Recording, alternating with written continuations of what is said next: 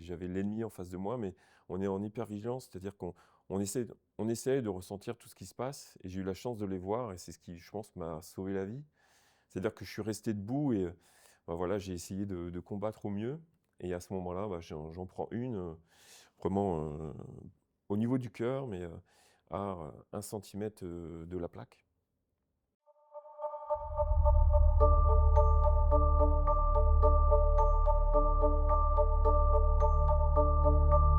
Alors bonjour, je suis Mathieu Despé, je suis, membre des opérations spéciales j'ai servi pendant 20 ans au sein du commando Jaubert, Trépel et de Porte-Saint-Aignan et aujourd'hui, je suis ici pour vous présenter le livre, Au service de l'État, aux éditions Solar.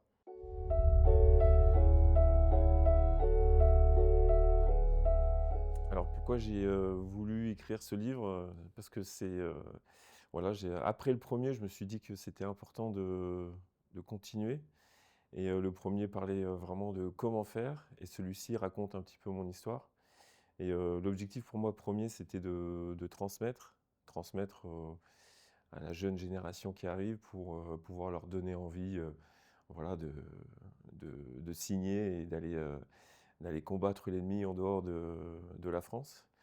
Et oui, c'est aussi pour rendre hommage, bah, aux frères d'armes, aux gars qui y sont encore, aux gars qui sont tombés et il y a quelques amis qui y sont restés et voilà.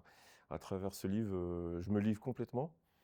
C'est une écriture qui m'a permis, pour moi personnellement, de voilà, peut-être tirer un trait, réel sur, tout ce qui s'est passé là-bas.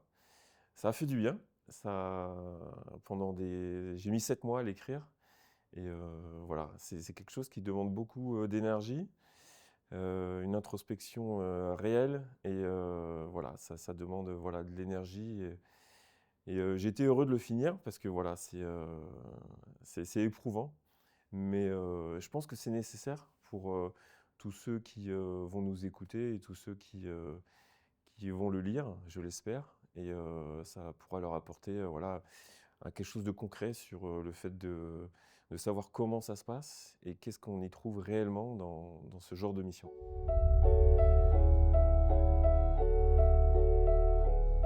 J'ai passé 20 ans dans les forces spéciales et sur ces 20 ans, j'ai dû m'entraîner, 90 du temps.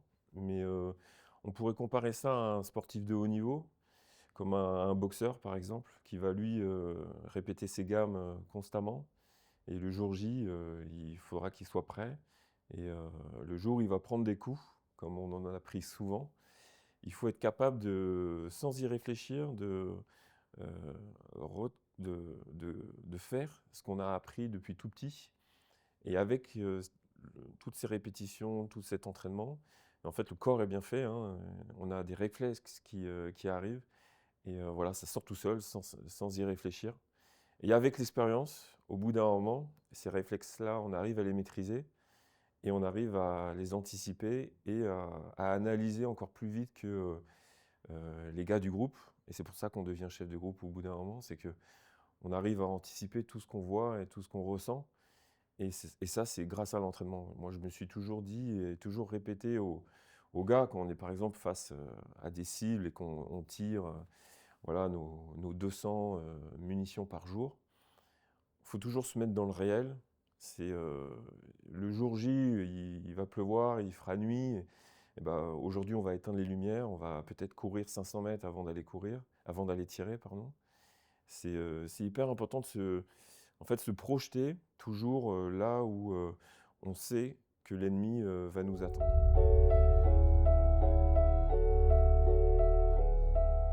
Alors la première opération, c'est quelque chose de particulier. On était habillés en civil, on avait été projetés sur, des bateaux, des thoniers français dans l'océan Indien pour lutter contre la piraterie et c'était pour moi la 1re fois parce que j'étais jeune chef d'équipe. Mon chef de groupe à l'époque, Alex, m'avait bien formé, il m'avait donné l'opportunité d'être, en fait, responsable de cette petite unité.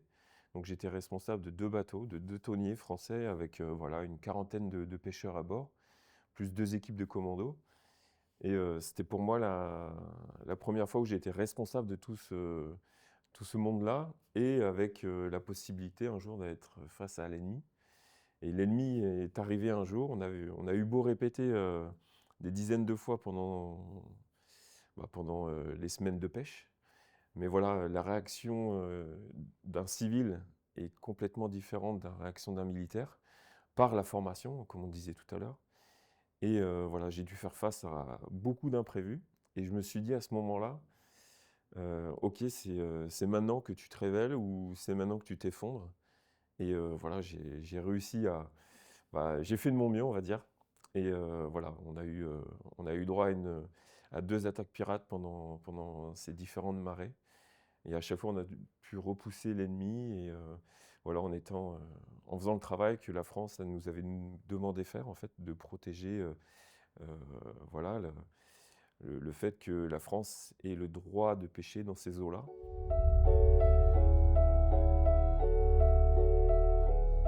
Alors la fois où je suis passé à 1 centimètre du drame, c'était au Mali. On était au mois de novembre, le 11 novembre, et c'était la nuit. C'était une mission héliportée. Notre mission était de capturer et neutraliser 7 terroristes qui étaient réfugiés à côté de leur camion, leur véhicule, dans une forêt bien dense comme on connaît au Mali. Donc ce soir-là, on était très nombreux, c'est-à-dire qu'on n'a pas l'habitude de faire des grosses missions comme celle-ci, mais le commandement avait décidé de mettre en place voilà, les gros moyens. Donc on avait la 3D, on appelle ça, c'est-à-dire qu'on avait beaucoup de moyens 3D avec les drones, les hélicos, les avions de chasse qui étaient là pour nous. On avait aussi un deuxième groupe qui était là pour notre renfort, notre appui, et aussi pour venir nous donner un coup de main s'il le fallait. Et notre groupe était là en tête pour voilà, neutraliser. Enfin, on a essayé de les capturer. Donc la manip, c'était quoi? On allait on a fait environ 30 minutes d'hélicoptère, on a posé. Donc à chaque fois, beaucoup de poussière, énormément de poussière. On a du mal voilà, à se poser. Et à chaque fois, ça tape assez fort. Et dès que l'hélico est posé, nous, on court, on saute de l'hélico pour... voilà, à ce moment-là, l'hélico est considéré comme une cible, hein, bien évidemment, par les terroristes. Donc il se peut qu'il y ait des tirs. On avait décidé ce soir-là de poser assez loin et en fait de les mettre dans un brouillard complet, c'est-à-dire visuel mais aussi mental. C'est-à-dire que, ok, ils sont là, mais on- ils pourront pas nous voir. Donc on s'est extrait de l'hélico, on a attendu quelques minutes. On- J'avais l'habitude de dire à la radio aux gars, ok, on passe en mode fantôme. C'est-à-dire qu'on n'existe plus. Et s'il faut mettre 6 heures pour faire les 500 mètres, on va mettre les 6 heures. Et le but du jeu, en fait, c'est de les cueillir au plus près. Donc je vous passe les détails de toute cette infiltration qui était assez stressante, mais nécessaire pour le bien de tous. Et du coup, on marchait pas à pas, on écoutait tout ce qui se passait.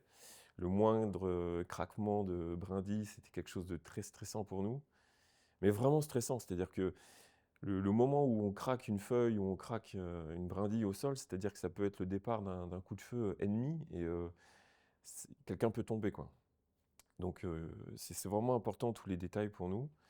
Donc au bout d'un moment, on est rentré dans ce bois et grâce à un drone américain ou français, je me rappelle plus. En fait, il y a une procédure pour nous désigner précisément où sont les gars avec nos JVN infrarouges. Et en fait, j'ai pu m'apercevoir qu'ils étaient pile poil face à moi. Et à ce moment-là, je me suis arrêté et je me suis rendu compte qu'on faisait énormément de bruit. On était vraiment cette meute de loups, mais pas très discrète, malgré tous les efforts des gars, parce qu'en fait, la végétation était très basse. On fait tous 1,80 m, des gros gabarits et équipés à 30 kg. Donc c'est pas évident de se déplacer. Et voilà, je me suis rendu compte qu'on faisait beaucoup de bruit et qu'on était à une cinquantaine de mètres des terroristes. Donc j'ai décidé en fait de bifurquer un petit peu sur la gauche. Et à ce moment-là, je me suis rendu compte que voilà, il y avait un chemin qui était là pour moi. Je me suis dit, ok, c'est maintenant qu'il faut reproduire ce que j'ai appris depuis tout petit. Et voilà, 40 mètres, 30 mètres. Et à partir de 25 mètres, j'ai pu vraiment apercevoir cette silhouette comme on peut l'imaginer dans tous les films, comme on imagine un terroriste, quelqu'un voilà, habillé avec des vêtements longs, une barbe, une kalachnikov, et voilà. À ce moment-là, j'ai compris en fait qu'il nous avait pas qu'il savait pas trop d'où on venait, et je lui ai laissé l'opportunité de lâcher son arme. J'ai décidé de prendre mon arme et de tirer, 2 fois, juste à côté de lui, et à ce moment-là, bah, voilà, quand on tire avec, son 417, et bah, voilà, on crée une boule de feu sur le canon. En fait, je me suis dévoilé aux yeux de l'ennemi, et lui, en fait, il n'a pas hésité, il a tout de suite tiré. Il s'est passé très près. Il y a eu un combat intense pendant 2 secondes, mais 2 secondes à ce moment-là, c'est une éternité. Et voilà, j'ai décidé de rester debout. Pourquoi? Parce que au moment où j'ai fait mes tirs de sommation pour laisser la chance à l'ennemi de lâcher les armes, je me suis aperçu que derrière le tronc d'arbre qui était au sol, il y avait 5 autres terroristes qui étaient planqués et qui nous attendaient, quoi. Et en fait, voilà, on est en hyper-vigilance, c'est-à-dire que on est dans un tunnel, on est vraiment focus voilà, sur un tunnel, quoi. J'avais l'ennemi en face de moi, mais on est en hyper-vigilance, c'est-à-dire on essaie, on essaie de ressentir tout ce qui se passe, et j'ai eu la chance de les voir, et c'est ce qui, je pense, m'a sauvé la vie. C'est-à-dire que je suis resté debout, et bah, voilà, j'ai essayé de combattre au mieux, et à ce moment-là, bah, j'en prends une, vraiment au niveau du cœur, mais à 1 centimètre de la plaque. Et à ce moment-là, voilà, on redevient l'homme vulnérable que l'on est. Et bah voilà, je suis projeté en arrière. On a vraiment la sensation de prendre un coup de poing de Mike Tyson dans le plexus, mais réellement. Et moi, j'ai été projeté en arrière, hein. Je fais quand même équipé, je fais 120 kilos. Et j'ai été vraiment projeté en arrière alors que j'étais sur mes appuis en train de tirer. Donc à ce moment-là, bon, voilà, dans cette chute-là, encore une fois, il se passe plein de choses dans la tête d'un humain. Et voilà, et je me dis, ok, c'est fini. Ok, je vais crever comme ça, quoi. Je me dis ça, je vais crever comme ça. Et au moment où je touche le sol, ma tête impacte un petit peu le sol. Et je me rends compte que non, en fait, c'est pas maintenant que je peux encore combattre. Et bah, je me mets sur le côté, et voilà. Et avec les gars qui étaient autour de moi, euh, on a, on a, on a fait le boulot, comme on dit, quoi. Et tout de suite dans la radio, j'ai rendu compte à la radio, ok, de match, je suis touché. C'est l'une de nos procédures pour essayer que quelqu'un vienne nous chercher, parce que voilà, on est tout seul à ce moment-là. Et tout de suite à la radio, on m'a dit, je suis derrière toi, quelques mètres à gauche, tu peux te lever, viens derrière. Donc voilà, encore une fois, on apprend, on vide son chargeur avant de partir, et on se lève, et puis on réfléchit pas, même si ça tire dans tous les sens, on y va, on trace. Et je me suis retrouvé derrière un collègue, Mich. Et à ce moment-là, bah, quelques secondes plus tard, notre infirmier, et, par je ne sais quel moyen, est arrivé jusqu'à moi. Et il m'a dit, il a passé sa main comme ça, il m'a dit, ok, c'est bon, Matt, t'as rien. Donc voilà, c'était la fois où c'est vraiment passé à ça, quoi.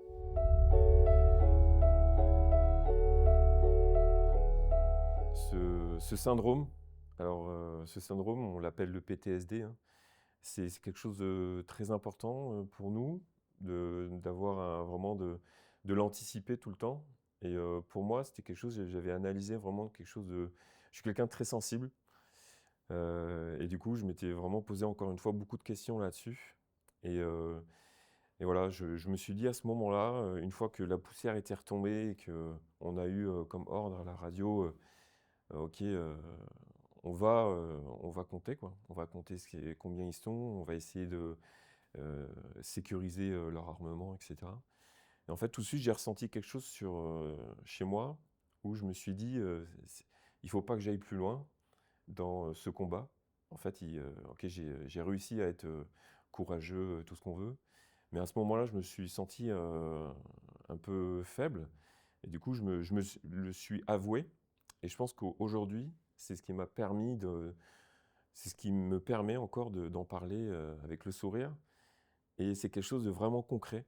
C'est voilà, je suis arrivé, j'avais pas envie d'aller voir, les corps, d'aller les compter, et cetera. J'ai levé la main, j'ai dit: «OK, je préfère aller plus loin et prendre un appui aussi important et commencer une introspection, en fait, sur ma personne et me dire: "Je n'ai pas le droit que cet événement ait un impact négatif dans ma vie"».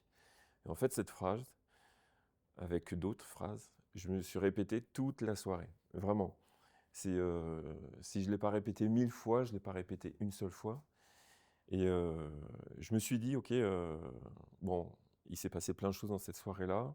On a encore, été faire, on a checké des véhicules et cetera. On a fait exploser un véhicule, enfin bref. Mais à chaque moment, à chaque temps mort, je prenais un temps pour moi, parce qu'il faut à un moment donné, penser à sa gueule, comme on dit. Et voilà, je me suis dit, même arrivé, même en voyant l'hélico, je me suis dit: «OK, ne t'effondre pas maintenant, c'est pas le moment». Et je me suis dit: «OK, tu vas profiter de ce transit en hélico pour signer un contrat avec toi-même». Mais c'est réellement ce que je me suis dit, quoi. Et tu n'auras aucun impact négatif dans ta vie et bien au contraire, justement, tu vas t'en servir pour aider les autres à, anticiper, ce syndrome et à anticiper, voilà, ce mal-être qu'on peut avoir naturellement quand on est, force spéciale et qu'on voit plein de choses. Et voilà, pendant, les 40 minutes de vol retour, les gars étaient là, allongés autour de moi. Bon, pendant 5 minutes, on a regardé, le matos. Bon, j'avais ma plaque d'explosé, j'avais mon chargeur éclaté et puis, voilà, je l'avais en main et au bout d'un moment, tout le monde s'est endormi, comme à chaque fois. Et moi, je regardais, en fait, le soleil se lever et je me suis dit: «OK, au moment où, l'hélico va poser, on sera en zone safe». Je vais arrêter de me répéter cette phrase et ce sera fini, ce sera que du positif.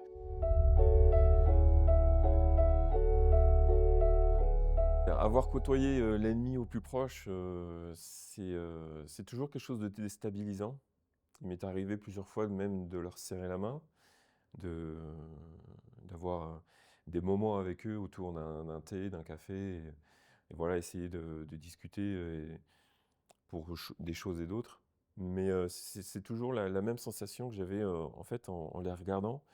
J'avais l'impression que c'était des êtres humains qui étaient complètement déconnectés de leur corps.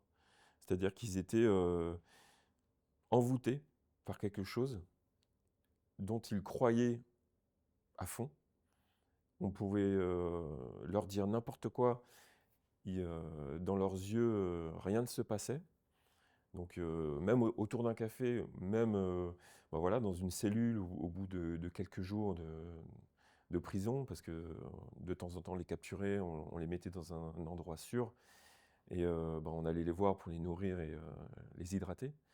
Mais malgré ça, en fait, ils restaient, hyper, en fait, sereins et en fait, j'ai envie de dire qu'ils étaient, convaincus de ce qui de ce de leur combat. C'est-à-dire que pour eux, c'était, réellement le bon choix.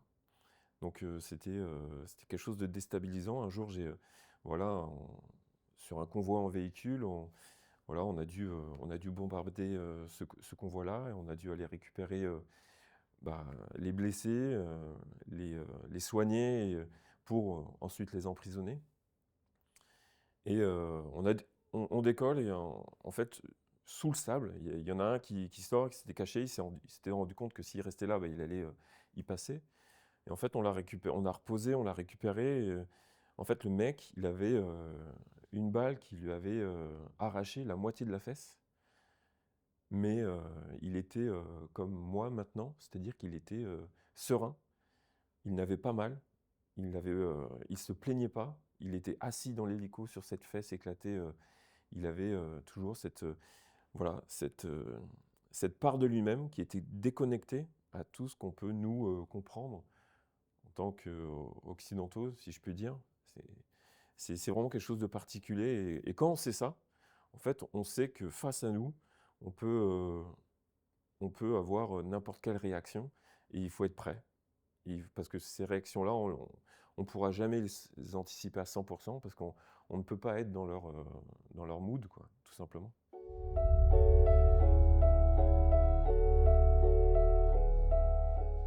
Alors oui, quand on est force spéciale et qu'on est engagé sur une mission, heu, on est français. On n'est pas des mercenaires, on n'est pas, des agents secrets, hein. Mais voilà, on est toujours, régis sous la loi et en plus de ça, au CTLO, on a une devise, c'est, «Le sang de nos ennemis reste le sang des hommes. La vraie gloire, c'est de l'épargner». C'est quelque chose qu'on inculque aux plus jeunes quand on les sélectionne, parce que quand on vient dans notre unité, on sera, quoi qu'il arrive, un jour amené à utiliser notre arme pour effacer une menace. Mais ça reste une menace, c'est pas pour tuer quelqu'un, c'est une menace. Et voilà, quand on connaît cette phrase, quand on connaît cette devise, et en fait, ça derrière, et que, en plus, en parallèle, on nous instruit depuis tout petit d'être sous légitime défense ou légitime défense élargie. Donc c'est une frontière très fine, mais il faut, voilà, c'est avec l'entraînement tous les jours, on arrive voilà, à l'analyser et à l'utiliser au mieux pour notre sécurité et puis pour les autres. Donc voilà, c'est quelque chose de particulier et c'est hyper important. On n'est pas là pour tuer des gens, on est là pour réaliser une mission pour le bien des Français parce que voilà, c'est notre but, quoi. C'est simplement pour ça et c'est pour ça aujourd'hui que on signe. C'est pour voilà, défendre la France et défendre les Français.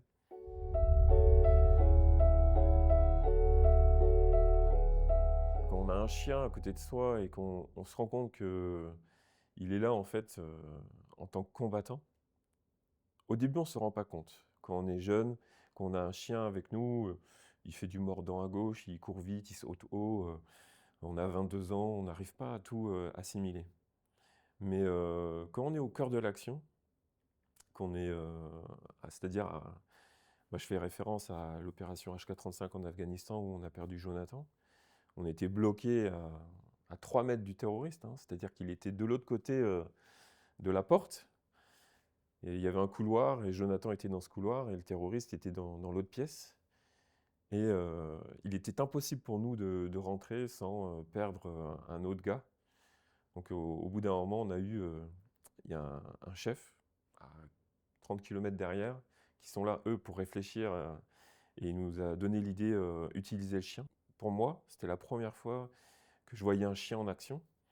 Donc c'était quelque chose de vraiment...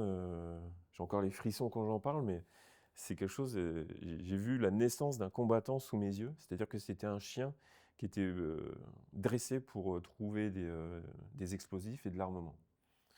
Donc il avait fait ses preuves pendant les 2-3 missions juste avant. Et le chef de groupe, Sly, mon chef de groupe, il lui a demandé tout simplement, est-ce que tu es capable de transformer ton chien en chien d'attaque parce qu'on en a besoin maintenant. Et le maître chien lui a demandé de rester, de lui donner 10 minutes. Donc il est parti dans une pièce avec ce chien. Je l'ai suivi parce que voilà, il fallait faire sa sécurité. Et j'ai vu la transition en fait entre un chien qui est là pour trouver des objets et un chien d'attaque. Bon, bien évidemment, il était entraîné pour, hein, et on passe pas comme ça en chien d'attaque en 10 minutes, mais en fait, le chien et le combattant qui est à côté de lui, quoi, le maître chien, en fait, c'était un discours, un dialogue entre deux, mais vraiment, quoi. Le maître chien lui parlait, tu vas y aller, prépare-toi, tu vas aller mordre. Il lui racontait tout ça, il le secouait un petit peu, et tout de suite, le chien, j'ai vu dans ses yeux, le chien s'est transformé, quoi. Tout de suite, il est devenu en mode combattant, et quelques minutes plus tard, il était prêt. Il avait vraiment, il avait les yeux injectés, il était vraiment prêt, il savait pourquoi il allait être envoyé. Et en fait, moi, ce que j'ai ressenti, c'est du courage, en fait. Putain, lui, il est prêt, quoi. Lui, il est prêt. Et nous, on est quatre. À ce moment-là, on était quatre devant cette porte qui donne accès au couloir, qui donne accès à la pièce ultime. Et on s'est dit, en fait, on va envoyer le chien. Et une fois que le chien est parti, on ne le laisse pas tout seul. Bien dit, c'est comme un... en fait, le chien va pas faire de bruit, on le sait. Dans le noir, il va réussir à choper le gars, c'est du 100%. Et du coup, nous, on va l'utiliser comme diversion bah voilà, pour rentrer et neutraliser les terroristes. Et il l'a fait, quoi. Le maître chien l'a lâché, il est parti. Et allez, 2 secondes plus tard, il le mordait à la jambe ou au bras, je me rappelle plus trop bien. Et ce qui a permis, aux 2 gars qui étaient juste devant de pouvoir rentrer et neutraliser les 2 terroristes. Et en fait, je me suis rendu compte que ce chien, ça y est, c'était un frère d'armes. Malheureusement, depuis, il est mort au combat. Mais voilà, il a été médaillé pour ça. C'est vraiment des combattants et ils ont tout notre respect. Et depuis ce jour-là, on n'a pas fait une mission de contre-terrorisme sans chien. C'est quelque chose qui est hyper important pour nous. On peut être dans un couloir avec plein de choses à passer. Le chien, lui, va y arriver et on va être derrière lui. En fait, voilà, c'est vraiment un compagnon de guerre qui est indissociable maintenant pour nous, opération, quand on va chercher l'ennemi, quoi. C'est vraiment important.